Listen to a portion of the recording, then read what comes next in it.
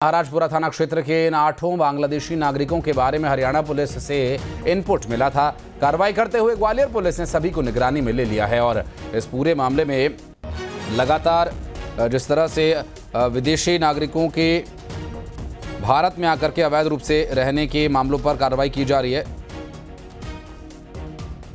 उस पर इसे एक बड़ी कार्रवाई कहा जा सकता है।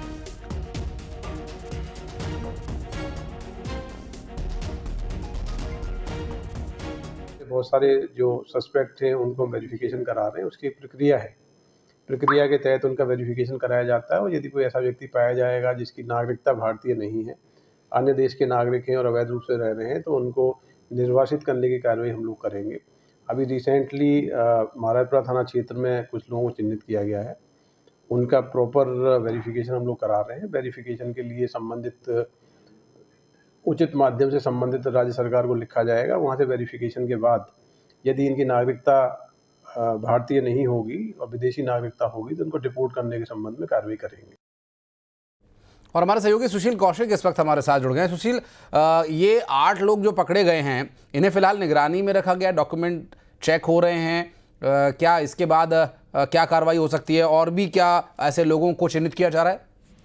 बिल्कुल, देखिए, गृह मंत्रालय के निर्देश के बाद पूरे देश भर में बांग्लादेशियों के खिलाफ सर्वे चल रहा है और इसी के तहत हरियाणा के पानीपत में हरियाणा पुलिस ने कुछ बांग्लादेशियों को पकड़ा है और उन बांग्लादेशियों से पूछताछ में ये खुलासा हुआ था कि ग्वालियर में उनके रिश्तेदार रह रहे हैं।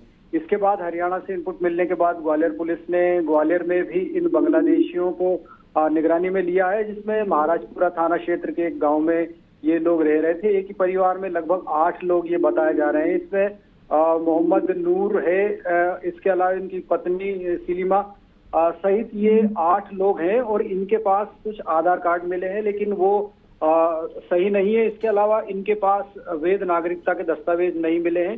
साथ ही पूछताछ में बताया कि लगभग 12 साल पहले ये कोलकाता के रास्ते जो है ग्वालियर पहुंचे थे बांग्लादेश से और उसके बाद यहाँ मजदूरी कर रहे हैं। 2 बच्चों का भी जन्म ग्वालियर में ही आने के बाद यहाँ हुआ है इस परिवार में।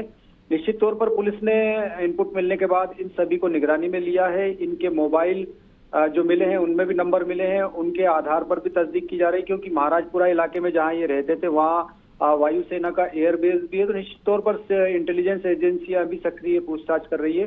तो अब इनसे पूछताछ के बाद जो अधिकारियों ने बताया उसके मुताबिक वैधानिक कार्रवाई करके इनको डिपोर्ट करने की कार्रवाई की जाएगी जब इनके दस्तावेज पूरी तरह से वेरीफाई हो जाएंगी।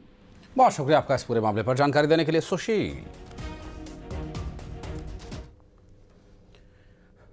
मध्य प्रदेश में आउटसोर्स कर्मचारी अपनी मांगों को लेकर प्रदर्शन करेंगे। 12 अक्टूबर को राजधानी भोपाल के अंबेडकर पार्क